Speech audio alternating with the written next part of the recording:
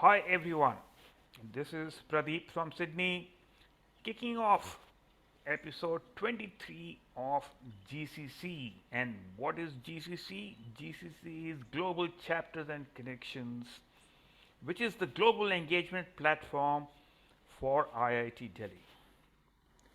I am delighted to welcome you all from Sydney in Australia. This is 1 a.m. in the night, but so be it.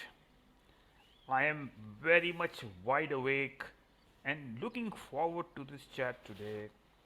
By way of introduction, I am 1977 BTech from IIT Delhi and I am also the convener for global engagement and emerging technologies for IIT Delhi Alumni Association. Like previous sessions, we present today a yet another session which is like no other session before. We present some of the finest from the IIT history. With that, I am delighted to present Rajat Gupta, 1971 BTech from IIT Delhi, thereafter MBA from Harvard, who was the first foreign-born managing director of McKinsey and Company globally. He has been very well known for a lot of other things like setting up Indian School of Business, like setting up Pan IIT, like setting up Wheels, and we'll be covering Wheels in yet another session later on, like setting up a health policy institute and lot many other things. Please give a big round of applause to Rajat.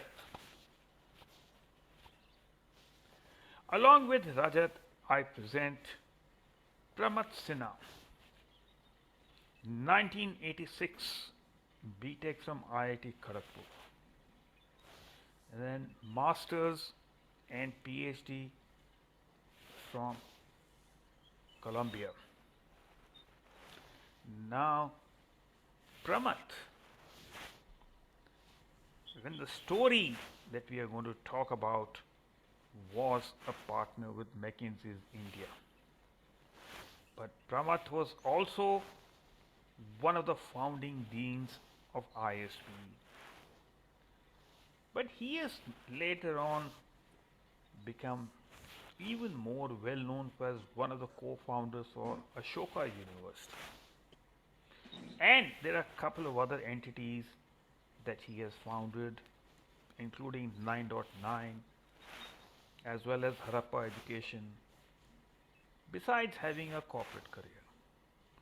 Please give a big round of applause to Pramath.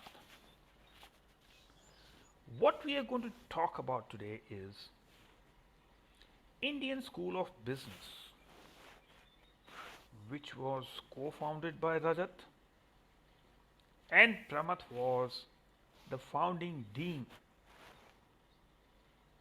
And why are we talking about ISB? In about 20 years' time, when we look at the global rankings, ISB now ranks among the top 25 among all global higher education rankings. And to be more specific, MBA rankings. It has also been ranked as number 1 from India. So the story today is about Indian School of Business. And I remember the time that I finished IIT Delhi, we had basically the IIMs, and there were only 3 IIMs at that particular point in time. And they were called the ABCs, Ahmedabad, Bangalore and Calcutta. And we had XLRI and Bajaj. These were the top five, and FMS was coming up very well. But that's what is. Where and how did the ISP come up from nowhere to reach among the top 25 globally as well as number one from India? So I want to kickstart the discussion with asking Rajat. Rajat, we had IIM Ahmedabad, which was number one rated institute from India. Why did you want to start or even thought of having a so-called world-class MBA school? So over to you, Rajat. Thank you, Pradeep. You know, when I went for my higher studies in the US and then joined McKinsey, I used to be quite connected with India and came back every year and wanted to give back and contribute whatever I could. In the early 90s or mid 90s, I would say, I started thinking about what is it that I could contribute that would have a significant impact. And I asked myself the question, what do I know something about? What do you contribute? And at that time, I used to be on the board of a number of business schools in the US, including Harvard Business School and Wharton and Kellogg. And I felt that I knew something about business education. And also McKinsey was the largest employer in almost all of these business schools. So I thought that I should explore whether I could start a world-class business school that was research-oriented. While the IIMs were very good teaching institutions, I didn't think they were that far ahead in research. I also thought that they were very small in scale. I remember in those times, it was like, I forget it, what the exact number was, maybe 120 each or something like that, which was very small for a country the size of India. So the idea came to see if we can create a world-class business school of scale that is research-oriented and excels in many different ways, and at the same time, be able to experiment with a relatively new model of creating an institution, which was a multi-stakeholder model. So far, most of the institutions in India of higher education were all government funded, government led, government initiated. There were some private institutions. They were typically done by a single family philanthropic efforts. So I wanted to experiment with a new model, which was multi-stakeholder, get many different people involved. And I felt that it was important that, we have the leading businesses in India, leading industrialists, supporting such a school, because it was primarily to provide talent for them and to other sectors. So that was the model. I won't go too much into it, but your basic question of asking why, it was simply from the desire to give back and to figure out what I know something about, and to pursue that desire. So, Rajat, for your information, in the audience today, we also have Ashish Nanda, who from Harvard, who's also been the director of IIM Ahmedabad. And towards the end of the session, I will also ask him for his comments. But back to you first. Did you have any model in mind?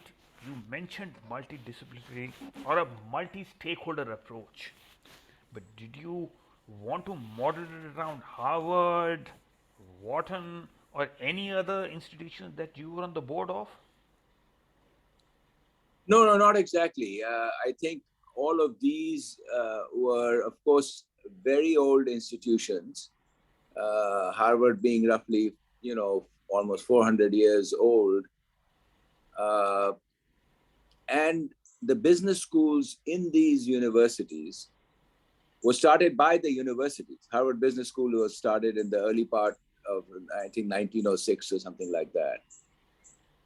So they came out of a university. Here we were going to do quite the opposite, which was to create an independent business school, not sponsored by a university, not supported by other disciplines that a university can provide, not supported by generally the policies and administrative procedures or the campus, etc. So this was a greenfield start a business school. And over time, we'll see how it evolves. It might evolve into broader fields, ISB itself, but it would start as a business school. So it was not to emulate any of these schools, rather to create something new. The closest parallel actually is INSEAD, which was started some 50 years before ISB was, also an initiative by some businesses in Europe. So that was the key difference. I would also say at this time that one of the things we wanted to do right away was to have collaboration with some of the leading business schools in the world. So we were fortunate enough to have Kellogg, Wharton, and London School of Business as partners from day one of the ISB journey. So I actually just love the way that you put it forward that most of the business schools were born out of the university, and here you were trying to set up a greenfield MBA school by itself which had a research focus.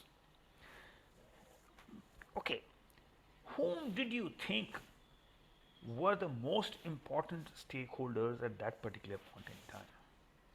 Was it Well, I mean, there was, if you think about a world-class business school, you got to think about first a world-class faculty, world-class student body, a world-class campus, and a world-class board that could lead this business school to what we wanted to do, which is achieve that world-class status and do so by also impacting with the country with scale.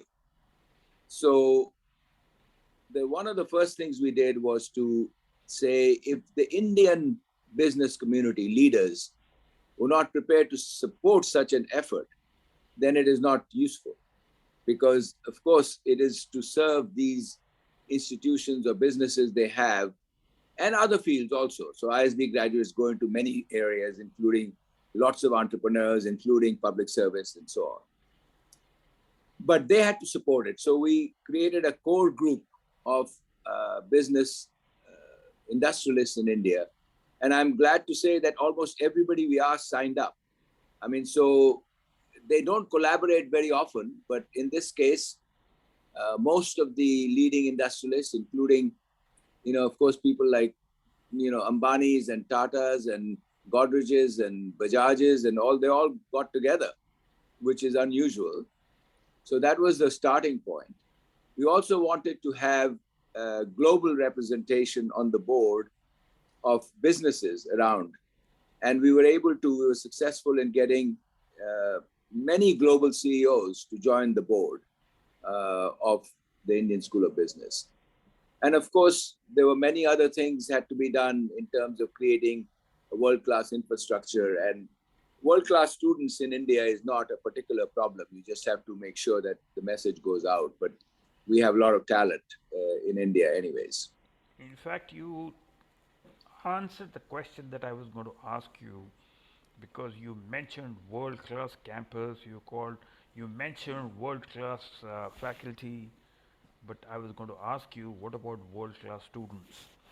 But of course, the question comes in is that when it is year one, and you are up against, the IIMs and Bajaj and XLRI, From a perception perspective, what did you think in terms of that, whether you would get world class students? I'm going to let Pramath answer this because I'll tell a small story and then Pramath can pick it up. We had initially agreed with Sumantra Ghoshal, who was a leading strategy professor in London School of Business, to become the first Dean of ISB. 6 months before it was supposed to start, Sumantra came to us and said, well, I'm sorry, I can't be the dean because I'm a academic, a research-oriented academic. I can't deal with all the administrative responsibilities of a dean and so on. So please excuse me, I can't. And I can't also move to India, etc. So we were in a very difficult spot. At that time, I didn't think we could, within short period of months, be able to find a new dean. Pramath had been working with me hand in hand in creating the business school right from day one. And he is, as you earlier said, he's a PhD, he's of an academic bent, although he was a partner at McKinsey at that time. So I was able to persuade him, and that was a single important decision to become the dean in place of Sumantra. And of course, then he had the responsibility of attracting the best students and creating the infrastructure and attracting the faculty and so on. So Pramath is probably in the best position to answer your question as to what were the beginning things. Okay. Pramath. Let me go across to Pramath first and let me clarify that when introducing Pramath, I mentioned that he did his PhD from Columbia, which is incorrect. He did his PhD from University of Pennsylvania. Now, Also, Pramath, you were incorrect in saying he's IIT Kanpur, not IIT Kharagpur. oh, that's even one more correction. Oh, fabulous. I love it. I love it. I love it. Pramath, now, the question that is foremost in my mind is, when did you come into the picture? Was it at the time when Rajat had this idea of setting up a greenfield MBA? And what were you doing at that particular point? I know that you were with McKinsey's, but were you involved with this project? In what form and shape? So, Pramath, over to you. Thanks, Pradeep, and thank you, Rajat.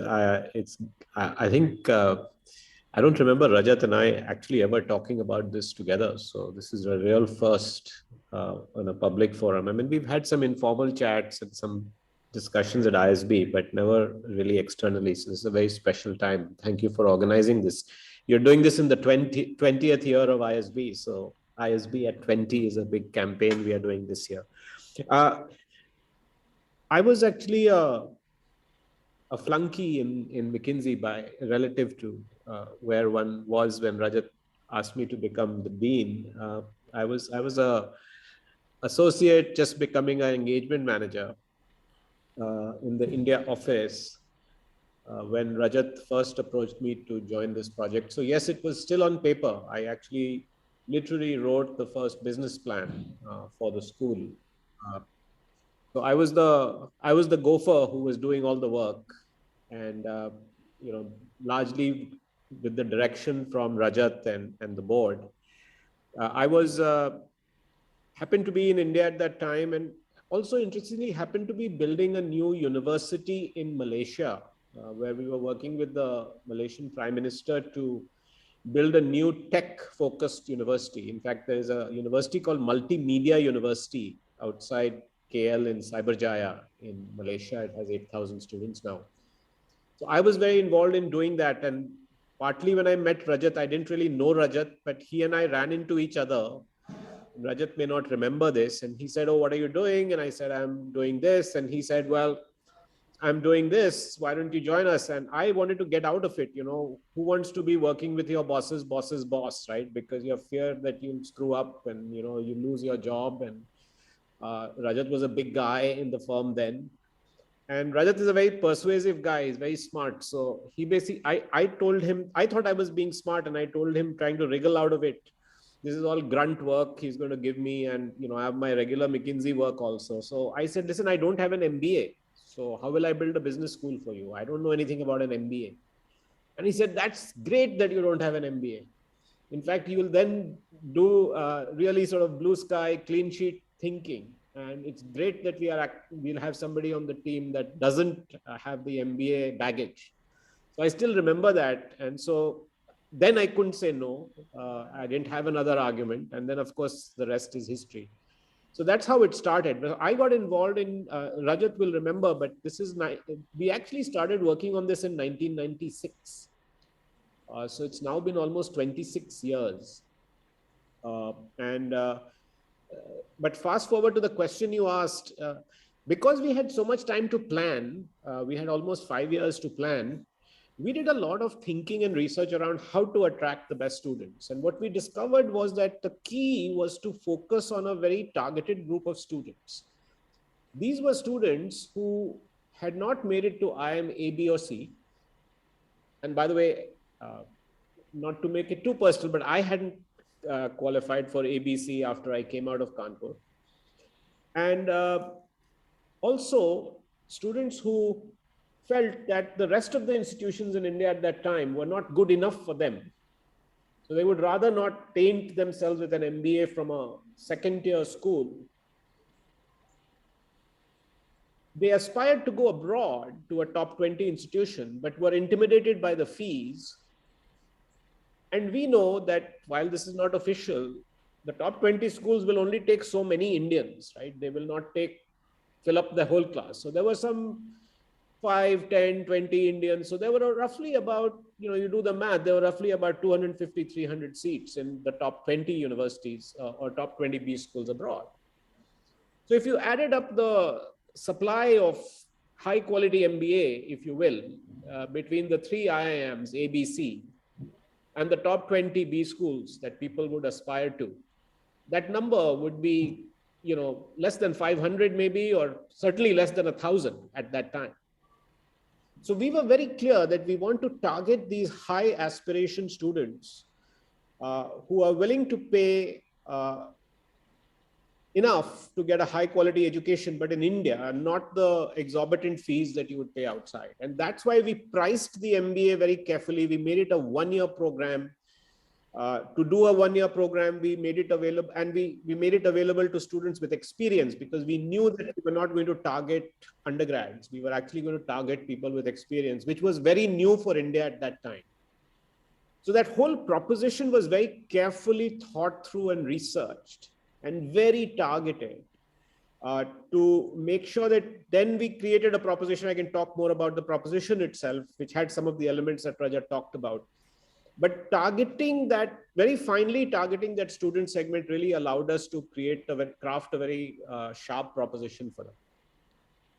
So let me just tell the audience first that it is really my privilege to have both gentlemen here together. And also I want to comment on the relationship between the two people. When I was speaking to Rajat, he referred me to the book which Pramath has written. When I was speaking to Pramath referred me to a chapter in Rajat's book. So it is wonderful to see this kind of a relationship so many years when they first collaborated. Rajat, let me go across to you. Okay, you had a thought, you got together the Indian industry behind you, and you were on the board of some of the top business schools. Was it a challenge or a cakewalk in getting faculty from all over the world to come to some place called Hyderabad in those days? Well, it was certainly a challenge, almost in every aspect. You mentioned the idea of getting faculty over there, but it was a challenge in raising the finances for such an undertaking, which we had a very ambitious target. It was a challenge to actually convince these other world-class business schools to collaborate with us. Pramath already mentioned that we had done a lot of homework to target the outstanding students, but it was no cakewalk. And most importantly, it was a challenge to think through how we're going to place these students and get them really world-class jobs. Because ultimately, if you get a world-class business education and you cannot get a world-class job, it can't even be called a world-class business education. So that was another dimension that we had worked hard on. So to your point about the faculty, this was something that Pramath and I and the board did a lot of work on. Think through how we are going to be able to attract faculty. And we concluded that this program has to be structured in such a way that we would have a very large number of visiting faculty. There was no way to create hire a large number of world-class faculty at one shot. And it would have been bad also. So we started off with faculty members who came from all over the world, from leading business schools around the world, who were some of the best professors at those business schools, and came here to teach a semester. So, we also kind of said, let's shrink the semester from the traditional 12 weeks and cut it in half. So the business program was structured in 8 semesters of 6 weeks each. I would also say that there was a large number of Indian origin faculty members who were very prominent in various business schools. For example, Raghuram Rajan at Chicago. He was our first chair of our finance department. So we had chairs from different places who were responsible for attracting the faculty and making sure that we got a right complement of faculty members to teach these courses. So we were very fortunate to have people like Raghuram Rajan, people like Deepak Jain in marketing from Kellogg, and so on. So the initial faculty issue was solved by this visiting faculty model, augmented by few excellent faculty hires. And we kept building the faculty over time. And it takes a very long time to build a world-class collection of faculty, which we have now. But initially, we relied heavily on visiting faculty. I'll just make one other comment. We thought visiting faculty will get tired of coming to ISB in Hyderabad. So we wanted to make the experience outstanding for them. Give the best amenities, best place to live, wonderful experience, and so on, so that we thought maybe they'll come once, twice, thrice, but we've had visiting faculty come for all these 20 years, every year. So it's been an extraordinarily fortunate experience that our visiting faculty program has been so successful. And Pramath was the main architect of it as their first dean. So I'll stop there, and maybe Pramath has some other things to add on this question. So, Pramath, before I get you to answer this question, I have another burning question in my mind. At the time that you started ISB, most of the business schools were a 2-year format. And as you and Rajat mentioned, INSEAD had started just a couple of years before ISB was kickstarted with a 1-year format. And yes, in looking back in hindsight, obviously it makes commercial sense both for the student, because they are spending less money and less time before they get back into the job. So what made you go for this 1-year format? And this is for you, Pramath. Yes, I know. I've been typing some points in the chat box. I'll tell you there were very simple reasons for the 1 year. High quality education costs money. If you want to keep it affordable, we found that the 2-year model would actually just completely double the costs and the fee. And there was a very strong focus on economic sustainability from day one. We don't want to be constantly raising funds and subsidizing the education, especially an MBA. So it became very clear to us that high quality education is high quality education. There were some ways in which we could actually lower the costs in India, but ultimately it would cost a lot of money to do a 2-year MBA, and it costs people a lot of money. The second big reason was that if you went in for experienced students with experience model, the opportunity cost of a second year was very high. At least perceived opportunity cost by students was very high, that you were going to be out of the workforce. So you pay 1 year's fee and then you are also out of the workforce. You pay a 2-year fee, sorry, and you are out of the workforce for 2 full years, right? So that almost adds to the cost. The third very interesting phenomenon that we found was that people in India got married earlier. And so there were a lot of students who had kids and were in their, between 25 and 30 years of age, which is really our sweet spot. And so for them to uproot themselves with their kids and go to a different city, and then the spousal double sort of job problem, all of that was very complicated. With 1 year, people would manage, though we also made provision for very high quality housing on campus for married students. And in fact, a lot of people marry, go to ISB, have kids. That's the way many people now plan it. So for all those reasons, the 1 year program, from a cost perspective, from an opportunity cost perspective, as well as from a personal life perspective, made a lot of sense. Last thing is, it also worked very well from a visiting faculty model, right? If we had to create a visiting faculty model for 2 years, that would completely double the requirement of trying to find faculty. And as I said in the chat box, the amazing thing about ISB, and by the way, that has been the model that has sustained me in all institutions for the next 25 years. The single biggest constraint is faculty. And the biggest innovation was that we went all the way and said, we'll run the entire program on a visiting faculty model. The visiting faculty have been around the world for many years, but nobody had gone all the way and said, the only way to build a high quality program from day one and to break this chicken and egg problem, because, if you were a top faculty member and I said, come to Hyderabad to join ISB, you would not do that. And you'd say, okay, fine, go ahead, create it, do it well, then maybe I'll consider it. But nobody could say no to a 5-week in India model. So as a result, the 32 courses that a student did were all taught by just top-notch people.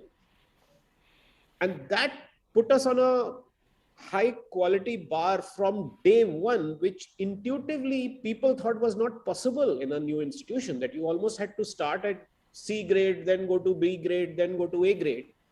Whereas our big insight was that quality doesn't scale. You can't start at C grade and then say, tomorrow I'll become B grade and then I'll become A grade. If you don't start at A grade, you will never get to A grade, at least not in your lifetime. So, from a faculty perspective, what are the positioning was that, hey, there is a 5-week holiday in Hyderabad, and you relax and you teach and do, research or whatever. So, was wining and dining also part of the deal? Well, you're not allowed to serve wine on campus, though. So Mantra and I did polish off quite a few bottles of whiskeys. He used to love his drinking. No, but jokes apart, it was really that you are really going to be well taken care of. Right? And the amazing thing is, because they were coming from outside, they would actually live on campus with the students. We never factored that in. Right? So the immersion with the students was like magic, right? Because you're doing 4 courses that semester and all 4 faculty are right there on campus with you.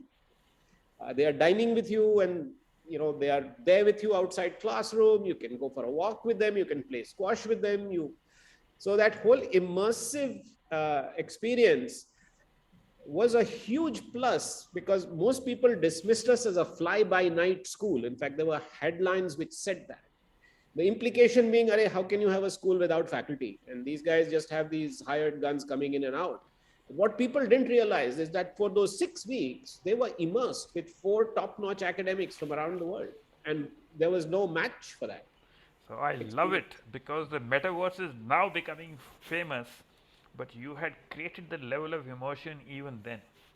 But back to Rajat. I would add one. I would add one thing, which is that I think the faculty consistently said that the quality of students they interacted with, and they got a lot of inspiration from the level of quality that the students and their dedication. So it was a very different experience from their teaching in their own institutions. So the students we had, by any objective measure, were the world's best. I mean, we had, average GMAT score, which is one measure. It's not a complete measure, but one measure, which is the same as Stanford or Harvard or any other institution. So, on another track, I hear that the original concept was to set up a faculty of management studies at IIT Delhi. So, what happened to that plan? So let me take that question. When I first thought of this idea, I didn't think that one would be able to create a greenfield school. I really didn't think. I also thought, being an IIT Delhi alumni, that I would go and set it up and have a dialogue with the IIT director in Delhi and do it in Delhi. So we had a meeting with the Professor Raju was the IIT Delhi director at that time. We had an early meeting, and then subsequently we had a very detailed meeting.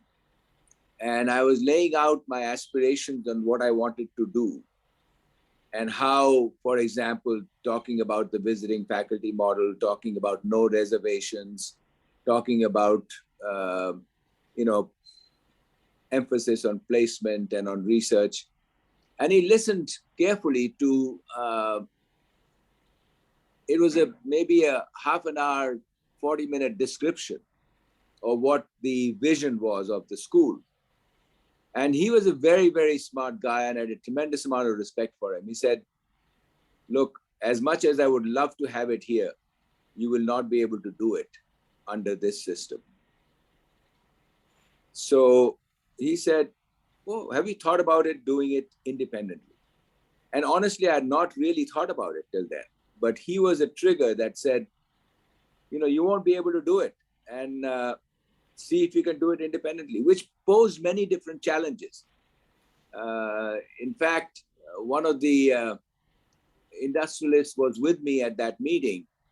And I turned to him and I said, do you think we could raise money to create a world-class campus and create a higher world-class faculty and all that? And he said, yeah, it'll be difficult, but if you really put your mind to it, you can probably do it. That was right after that meeting. When we got out of that meeting, I asked him, I said, do you think we can do this independently? And he was encouraging. And I felt, yeah, that's a challenge. And that's when the whole multi-stakeholder model, etc., was born. That was after this discussion with IIT Delhi. Okay, let me go across to Pramath. Pramath, the work that you did in Malaysia, did that have any bearing on the kind of a model that you were planning to and did set up at ISB? Yes, it did. What happened in Malaysia was that, everybody assumed that because I was the kind of PhD on the team, that I should be given the responsibility to build this university.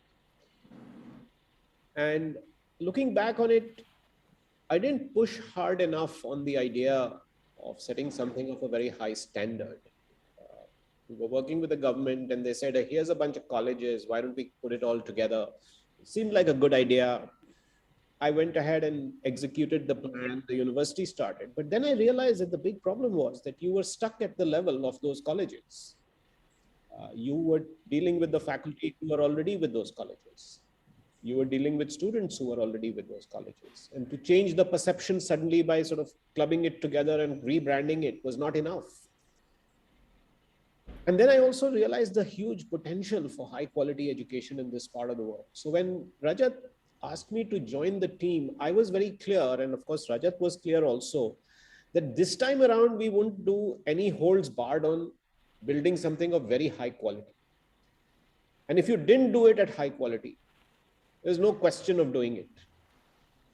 So in that sense, the Malaysian experience, at least personally, made me bolder. I was, like I said, I was a flunky then. Rajat, of course, had these higher aspirations. I was not capable at that time of thinking of building a world-class school and so on, which he did. But I do know that I was very inspired to say, listen, let's not compromise. Let's not waste our time building something that's going to be a Me Too school. Equally, let's not do something which is a clone of Wharton in India. Right? We should not be called a Wharton in India. We should have our own identity, and it's possible to do that if we were to try hard enough. So I think that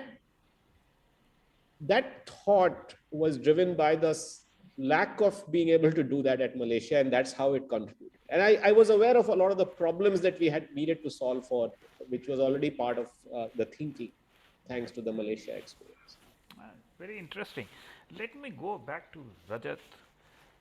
Rajat, just like in the case of IIT Delhi, you had to go back to the drawing board. Similarly, when the dot-com bust came, did you have to go back to the drawing board again? A little bit, and that was partly our own making. What happened was that the financing model was interesting. First, we told the Indian industrialists, I said, if this is largely going to benefit you, so the first financial support must come from you. And we asked them to contribute for them that time, a significant sum of money. It doesn't look that big now, but some we asked for $1 million and some we asked for $2 million.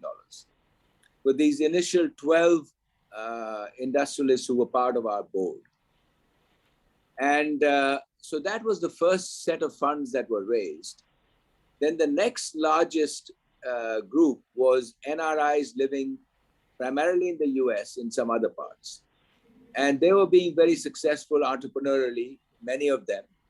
And they pledged significant amounts of money to get this school going. Now, this was in 98 or 99, and they pledged in the form of shares and so on. And we should have really asked them to give the cash right away. We said you could pay it over the next 3 years, which was a mistake because they had the resources. They could have paid us immediately. And they would have benefited by paying us immediately because they would have had to cash some of their stock and give us the donation. And what happened was at the dot-com bust, they didn't go bust, but they felt a lot poorer. And some of those donations never materialized. And we were in a financial bind. So here we had committed to building a world-class campus. And those of you who have not visited ISB Hyderabad, you should go and visit. It is truly a world-class campus. You'll be proud of it. So we had to make a hard choice, which was, do we continue to build and create the campus as we originally envisioned it, or do we cut back? And we decided to take a significant amount of debt to complete it. And at that point in time, there were stories like, will ISB survive financially? The long story is we were confident, but there was this worry at the back of our mind that what happens if we are not able to pull it through, But we made the commitment and we were confident that it would happen. And today, Pramath would know better, but I think ISB generates huge amount of surplus, does not have any debt, plows most of the surplus back into the institution to build it even better and invest in research and so on. So it has become a self-sustaining institution from something which was quite fragile in its early days. Let's go across to Pramath. Pramath, here we have, you got students, you got... Pradeep, speak a little louder. Speak a little louder. I think your mic is... Pramath, over to you now. And now you have students, you have world class faculty, you have a campus, and now you got to find them jobs. Was that easy? Was that difficult? How was the journey? The students came in thinking that they were all going to go work for McKinsey and Goldman Sachs and Citibank and Lehman and all the wonderful companies represented on our board. Unfortunately, 9/11 happened. So that was really crippling because the entire world of business, as you will recall, collapsed after that. And everybody stopped hiring. Hiring is the first thing that people pulled back on. And all our students, like even today, wanted to go into consulting and investment banking. And those were the sectors that were the first to get very badly affected. So it was a really uphill task. And it was certainly an uphill task because I had looked these kids in the eye and said, we'll look at our board, look at the corporates who are represented, look at these leaders from around the world, and at least each of them will recruit one. There was no guarantees, of course, but now people were really hesitant to hire and to commit. So I did what I could only do at that time, which is I basically took out my Rolodex and Rajat took out his. Every Saturday morning we used to have a call with a few of the board members who are also helping out. And we literally placed one student at a time. We went all out and said, listen, we just need to find, the way to look at this problem is we need to find 128 friends and convince them that they need to help us out. This is a tough year. They are actually helping found a new institution. It's not about giving somebody a job, but they're really contributing in kind. And that's the strategy that worked. And we got, interesting. I'll give you a quick story, but, one of my clients in Canada was Bombardier. Bombardier was looking for a country manager in India. I never thought that any of our students could actually be a country manager right out of college. It never struck me. So Robert Greenhill, who was the head of Asia, visited me in Hyderabad and he said, hey, why don't I hire a country manager from here? I said, my God, he's actually going to want that? I said, okay, sure, we'll look. I found a guy who had worked for 11 years in Grindwell Norton, a pump company. And then Robert called me and he said, how much should we pay him? I said, how much are you budgeting for your country manager? He said, 60 lakhs. I said, oh my God, no, you can't pay this guy 60 lakhs. He said, okay, tell me how much you think I should pay. And so we did some research and we said, okay, if he paid him anything upwards of 25 lakhs, it would make it the front page of the Economic Times. So he made him an offer at 28 lakhs, whatever the conversion was. And that surely made the front page of the Economic Times the next day. But, the good news was that Nalin Jain today, headed GE's aviation and transportation business across Asia before he's now moved to Atlanta in some other big American company. Did an amazing job. So there was story after story I could tell you. I knew... But Pramath won't say, I'll tell you, is that Pramath, I remember this, created a resume book, as you would have of all the 100 and some students. And he personally edited each one of their resumes. He did mock interviews with the students so that they were well prepared for these interviews.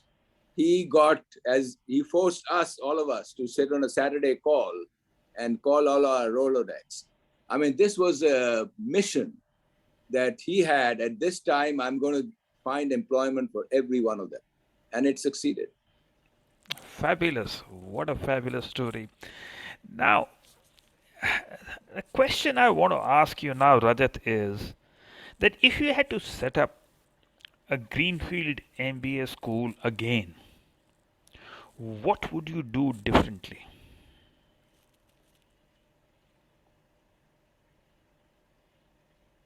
I think there are, so let's couple of shortcomings of the school. One is, I think we could have done faculty development faster. We now have, I forget, Pramath, how many, probably 70 or 80 faculty members. But this is now 20 years. So we could have speeded up that. And there are some other methods of trying to speed up this faculty development in a school. So that's certainly something I would explore a lot harder how to do. Second, I would say is that we aim to become a global school and we wanted to attract international students, certainly from the region, if not from US and Europe, etc.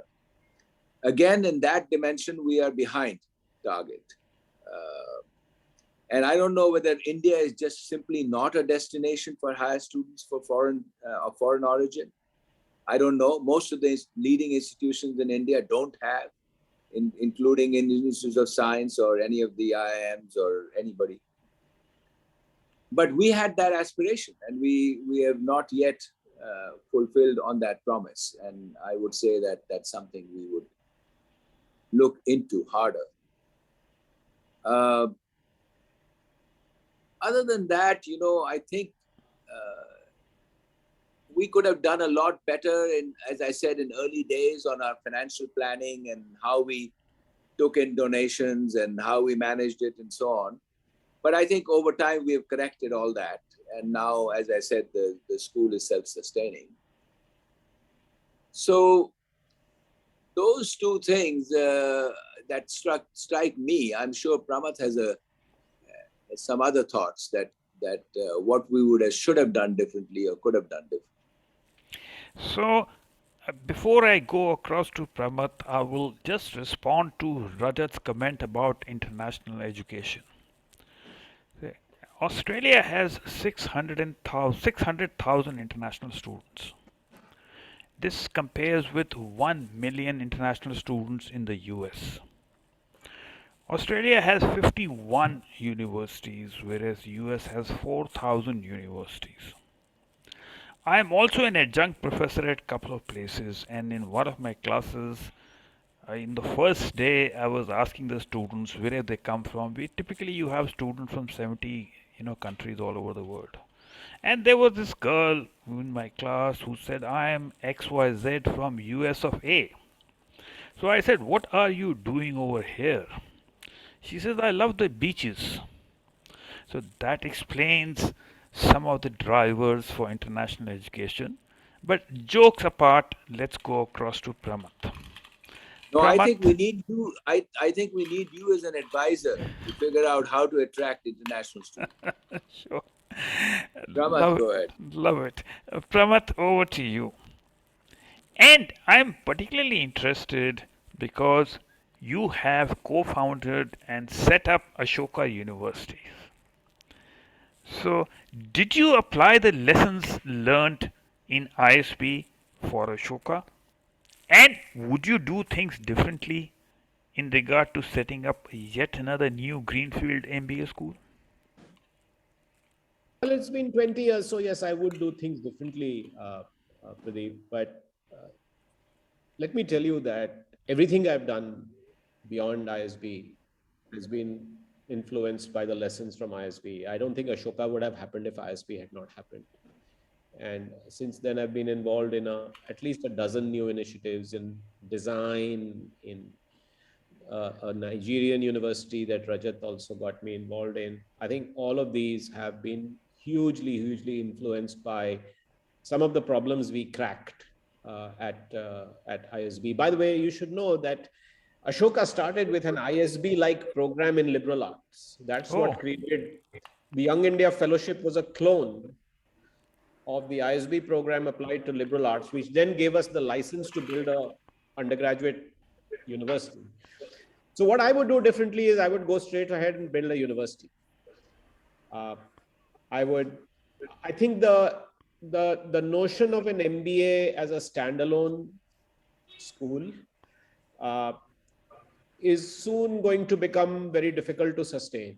Uh, and I think that we'll manage, and I mean, we'll do well there because there will be other such schools. But if you're setting up something today, you would make it very interdisciplinary. You would house it in a larger university with the right sort of interfaces and interdisciplinarity with design, with technology, with the liberal arts, and so on. I think that could be the most exciting way to build a new B school today. Secondly, I would not take the chance of not offering degrees. I do think that we should have, the context was different. Today, the context is different. I think I would start from day one by saying, listen, I'm going to do a master's degree. I would have also had the flexibility then to do a 2-year MBA alongside the 1-year MBA, which in a way, the IIMs added the 1-year MBA, looking at what we had done and have done well. So yes, those are some of the things, but I would go out and build a full university. We have 250 acres of land in Hyderabad, and I think we have been too conservative in just building a standalone MBA school. We could have actually taken the learnings and, even if ISB was to start a nursing program, it will become a world-class program tomorrow because of the fact that we have such a strong brand and we'll be able to attract the right faculty, students, and so on. So it's a missed opportunity as I see it. It's a conscious call that the board has taken, and I respect that, but that's really what. Pramath, it's never too late. This is going to be your mission of the next 10, 20 years to, we didn't start with a university. Now you got to convert it to a university. Love it, love it. Now, in closing, what I want to do is Ashish still in the call? Ashish, Ashish is the former director of IIM Ahmedabad and is currently at Harvard. I Ashish, am indeed. Ashish, what I would like to ask you is some comments about ISB, and especially going back to the time when you were the director of IIM Ahmedabad. I know that you see IIMs and ISB get the top, 1% or even 0.0001% of the India's population. So getting the best students is not an issue. But did you really see ISB as a competitor, or what were your thoughts about ISB at that point in time, or even now? Yeah, thank you, Pradeep. I actually, first of all, want to congratulate both Rajat and Pramath. This is an extraordinary story of entrepreneurship, and entrepreneurship in academics is very challenging. And entrepreneurship in academics at that time in India was extraordinary. So hats off to everyone, just getting stakeholders to commit to build an institution targeted to excellence. So first and foremost, this is just a wonderful story of social entrepreneurship in India. And there are many other institutions that have copied and learned from them, Ashoka, one of them. But really, you look at a number of private initiatives today in India, and I would trace the roots of that in some ways to what they accomplished in those years. So congratulations to them. I must also say, I think it was a wake-up call to the IIMs. And if IIM Bangalore and IIM Ahmedabad and Calcutta and some of the other younger IIMs today are a little hungrier and a little more eager to push on research, I would give ISB credit for that. So it was an institution that really kind of, in some ways, I would say MBA education in India was in a little bit of an autarkic state. Limited number of competitors, very little international competition, lots of students. And so there was you ended up with a fairly somnolent kind of environment. ISB shook it up. And people started asking themselves, what can we do to continue to be effective and helpful? So for sure, when I was at IMA as director, we would definitely look at ISB as an institution which was entrepreneurial, and had really done some wonderful things to learn from them. Fundraising was one example. They had done an extraordinary job of fundraising. Why couldn't the IIMs do that? Some other elements, such as trying to build closer links with practice. So I think it was a wonderful, wonderful chapter. And I was kind of smiling to myself when I was listening to Rajat and Pramath try to find out what they could have done differently. You may have 3 points of what you could have done differently, but I feel very proud of you for the many, many things you did together. So congratulations. And I just wish and hope, again, you are talking of international students in US, in Australia, in Europe. There is still a huge outflow of Indian students who would, if given a choice of a good academic institution in India, would be very happy to be there. So there is still enormous opportunity in this space. And then you look at all the edtech startups, some of which have again taken some of the ideas of excellence from institutions like ISB. So all I'm doing really here is listening to Rajat and Pramath and saying this was wonderful. And I hope this motivates other people to do more in the educational and social sector. That's all. Thank you. Thank you so much, Ashish. And I am from Sydney, saying that I am really proud to host this session today and to hear about the story of how ISB was born and where ISB is today. So let's give a big round of applause to Rajat and to Pramath for sharing these fabulous insights. And let me tell the audience that we will be having both these gentlemen again, but in different context. I will have Rajat talking about wheels. I will have Rajat talking about the Health Policy Institute. And I'll have Pramath talking about the Ashoka story. At this point, I also want to thank Ashish for the lovely comments that he made.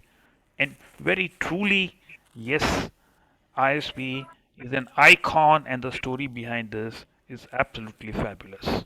So, once again, a round of applause. And we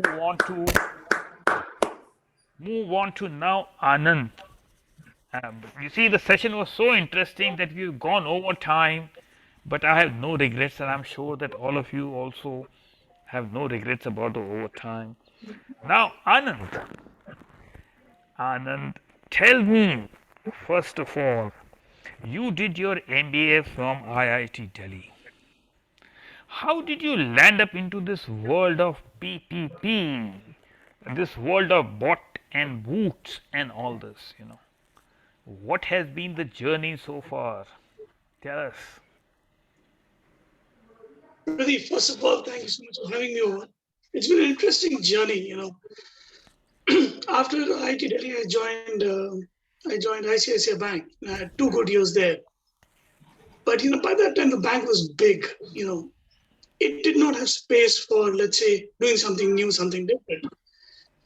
And I wanted to do something different. So I was invited to clean up IPP in Hyderabad. At that time India had about 9 IPPs which had gone almost bankrupt. There's one of them with 54 legal cases to it. And the new CEO said, hey, clean this up. I said, 54 legal cases? Will you be able to still pay my salary?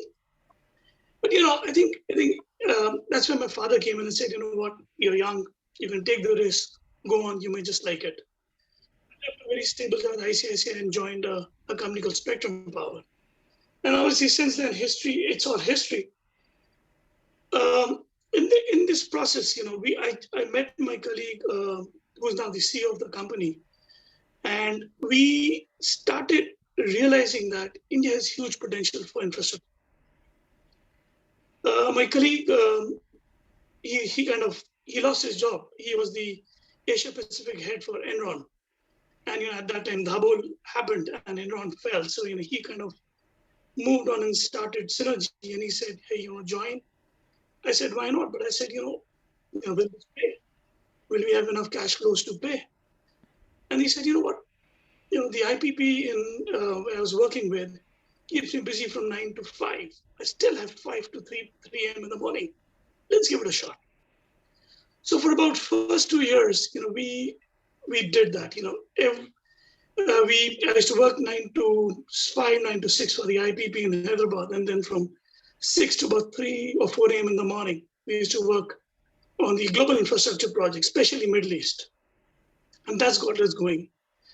And today, obviously, we are one of the world's largest consulting firm in the project finance and PPP space. So I suppose the first question which comes to my mind is that look, you are based in India, but most of your business is outside India. And India has tremendous infrastructure opportunities. Why then focus outside? Well, the fundamental reasons, I'll not go too deep into them. See, we wanted to build a platform which is based on knowledge, a platform which is based on the technical strength we bring in the project finance and PPP advisory. Unfortunately, the Indian sector then and even today was quite boilerplated, and there was very limited room for change. Now, good or for bad, obviously, each economic cycle tells us, but we saw a scenario where neither our talent was required and nor we were able to, let's say, charge the fees we wanted to charge for that top-end talent. While we were doing this, our international business was succeeding quite well. We were doing decently well. Middle East became a big market. For us, we had started growing in Africa. So we decided, do we really want to look at India? And since then, we kind of voluntarily decided that, let's build on the Indian talent, but look at the larger global business platform to build this organization. And since then, we now have about 11 offices, including Washington, London, Dublin, Riyadh, Dubai, Johannesburg, Tashkent, Delhi, Seoul, Manila, and Tokyo. So, the strategy around Indian talent and global focus helped quite a bit. If I can just pick one more thing there, I heard, Rajat talk about the difficulty in attracting international students to ISB. Very uniquely, when we started, a lot of people passed them and, hey, these are Indian boys, who's going to do infrastructure advisory with Indian boys? Whereas we were competing with the BNPs and the HSBCs of the world, who were let's say, the big boy of project finance and PPP globally. But over time, I think we built such a strong name for ourselves that today we are getting resumes from international candidates, candidates who worked a few years outside and who are willing to spend a few years in our so-called platform in Delhi to get trained. So that's the level of talent we've built here, that we've been able to attract international candidates to come down to Delhi and spend a few years getting trained. That's fabulous, Anand. Now I keep hearing these acronyms, BOT and WOOT. So could you explain what is this PPP, which is public? It's obvious that it is some kind of a partnership between public and the government, but could you tell us a bit more about all this? Sure. See, at a very high level, PPP, obviously, as the name suggests, public-private partnership means a structure where the government can lean on the private sector for the development and maintenance of infrastructure. There are multiple formats to it. You can look at BOOT, which is build, own, operate. BOOT, build, own, operate, and transfer. I can throw a couple of more acronyms, including BTO and DBTO and etc. But the premise is a structure where the government leans onto the private sector to run basic infrastructure and services. Now, subsets of it become, who owns the asset? How does the asset get financed? whether it's private sector financing or government financing with private sector operations, all those options are available.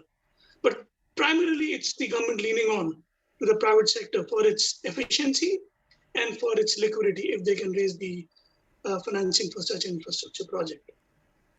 So, in other words, it's basically because of resource crunch and for optimizing performances that the government goes out and partners with the private sector.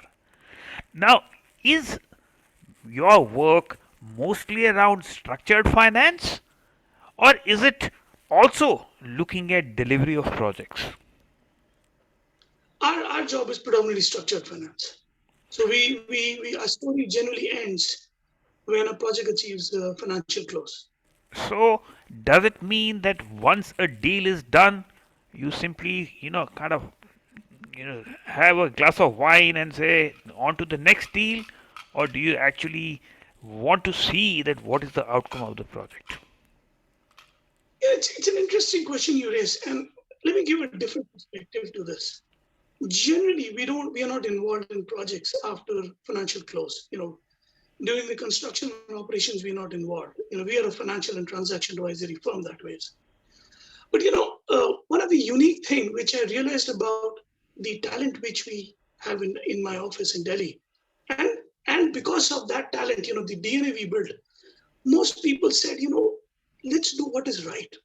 Let's do what is sustainable. As a financial advisor, we're very close to numbers. We see the contractual and economic risks our clients carry. And to a very large extent, my team would stand up and say, hey, a lot of times stop the client, say, what, even if you want to do it, our suggestions don't do it. Because this will eventually go belly up. And the whole premise under which you're investing for a 20, 25, 30-year asset may not yield the returns you want. And that, I think, was a blessing in disguise. Yes, we lost a lot of money because a lot of times we would actually tell our clients to pull back from projects days before signing because of if we would find red flags like this. But in the long run, we realized that people respected us more. People said, if you've given the project or the mandate to Synergy, guess what? You can just go home and sleep. And this environment multiplied. So even the newer generation we hired in our global offices as well carried the same DNA. And hence, fortunately today, we don't have a single non-performing asset in the entire portfolio of projects we have advised over the last 20 years, and which is pretty big. Our portfolio in 20 years now close to about $70 billion. So, Anand, in structured finance, especially in infrastructure projects, there's a large component of debt. And debt became a bad word during the GFC. So, how was the business impacted during GFC, and how have you seen the recovery from there onwards till now? See, debt is a bad word, but debt has got two levels or two phases to it. One is the phase of project finance, which is where debt is raised on the special purpose vehicle, which is created to fund the project. And one is where the developers or the promoters raise debt to fund the equity itself. Most of the challenges which happened during the global financial crisis was around the second, where the promoters or the developers did not have equity and they went around raising debt and they failed to refinance, which obviously triggered multiple defaults. But the projects stood on their own feet because all these projects were economically sound. And the banks continued lending to these projects, even during the financial crisis. Yes, two things happened. One was the cost of debt went up because obviously the cost of overall liquidity in the lending market went up. So it had to have a ripple effect on the cost of debt. And two is the bank's appetite for risk obviously went down. So for a project where we could get a European or a Japanese bank to put in $200 million, their appetite would fall down to close to $100 million a project. But I think apart from that, we were quite all right. Plus, the interesting part is the geographies which we cover, we've got very different stakeholders in each geography. So like Middle East was less impacted by financial crisis because the oil was at the all-time high. So the local banks, they were very liquid. So they were able to quickly cover up what the shortfall which the international banks left. Similarly, we did a lot of work in Africa, and Africa is predominantly supported by the multilaterals, the IFC, the African Development Bank and likes. They again were fairly untouched by the global crisis. So from that perspective, we've not seen a big hit on the kind of debt we've been able to raise for our projects. On another perspective, I remember when we had a chat, you mentioned about how you felt strongly about people missing out on in-campus experience. Because most of the education went online, and you had some thoughts about, how best to kind of alleviate that. So I would love to hear your perspectives on that. Obviously, things are better now. So, hopefully we are back to the old style of face-to-face interaction. I'm a firm believer of the fact that we humans are social animals, and we are social in every aspect of our life, which includes our behavioral aspect, as well as our ability to absorb.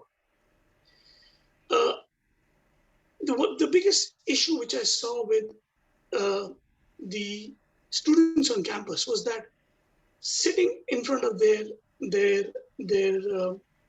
screens, staring at PPTs or presentations being made by the professors, hampered the learnings very, very significantly. Very, very significantly. And I've been a proponent of getting all these candidates or younger employees back to office or back to campus. Unfortunately, I don't have a plan before that. The only way to do it is to bring them back. Yes, one thing which helped us, because we had a lot of students, a lot of younger candidates from the top tier B schools in India. One of the things which helped us was having an honest conversation. The issue we realized is that with a lot of these young people, nobody sat and explained to them the importance of offline, the importance of being out there, the importance of being on the office floor, the importance of having that corner coffee machine conversations. So what helped us was that one-on-one conversation where each of me and my senior colleagues sat with our younger individuals and explained to them the need for something of this sort, and that genuinely helped. Fabulous. Now, another question which is more focused on a hot topic, which is sustainability. And this comes in very often in infrastructure projects for a couple of reasons. One is that the built environment contributes a lot to the pollution. Now, do you come across a focus on sustainability when you are dealing with infrastructure projects? See, we do. Answer is yes. Sustainability is a very broad brush statement. It's got multiple aspects to sustainability. Sustainability can be as simple as cleaning up rivers or land bodies, or it can be as complex as restoring marshlands, restoring forests, and issuing carbon credits on that asset class. So you've got two very extreme aspects of sustainability. But I think at the heart of all this is the answer is yes. Sustainability is extremely important nowadays. Almost every project we see has to and is seeking its own share of sustainability. What it is a function of the country itself, what economic um, uh, level the country carries. It's also a function of the lenders. Lenders are playing a very, very important role in pushing projects to follow certain sustainability models. And not to mention the investor class as well. There is now a very fast growing investor class which want to reduce their exposure to asset classes which are short on sustainability. So that those things are triggering a huge movement of liquidity into sustainability. But again, while I say that, it's still a nascent stage. The entire industry is still not evolved. Um, Everybody today is just on the drawing board. Most of the aspects, policy and framework, a lot of the sustainability in true sense is yet to hit the ground. Thank you very much, Anand. It was absolutely fabulous to have you over, and I'm really proud of what you are doing and what you have achieved in the PPP and the infrastructure space. And I will be in touch with you in the coming days and weeks to see how more to get you involved as we grow this platform further. So, ladies and gentlemen, please give a big round of applause to Anand for joining us today. And this is Pradeep signing off from Sydney. Have a lovely morning, evening, afternoon, night, whatever it is in your part of the day. And we have still more interesting sessions coming up in the weeks ahead. And stay tuned and look forward to more updates.